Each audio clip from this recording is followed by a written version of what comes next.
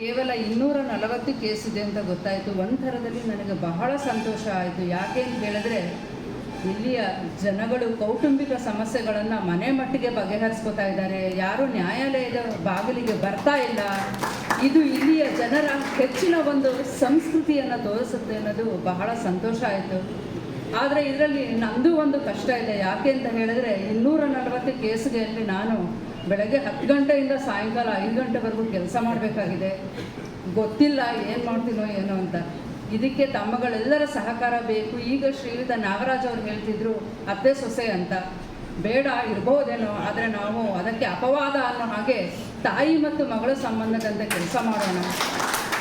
ಇಷ್ಟೇ ನನ್ನ ಕೋರಿಕೆ, ಬೇರೆ ಇನ್ನೇನೂ ಇಲ್ಲ. ಇಲ್ಲಿ ಯಾರೂ ಒಂದು ಕುಟುಂಬವನ್ನು ಒಡೆಯೋ ಉದ್ದೇಶದಿಂದ ನಾವು ಇಲ್ಲ, ನೀವು ಇಲ್ಲ.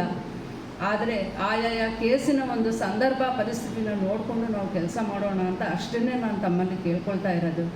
ಅದೇ ರೀತಿ ನನ್ನಿಂದ ಆದರೂ ಯಾವುದೇ ರೀತಿಯ ತೊಂದರೆ ಸಹ ಆಗೋದಿಲ್ಲ.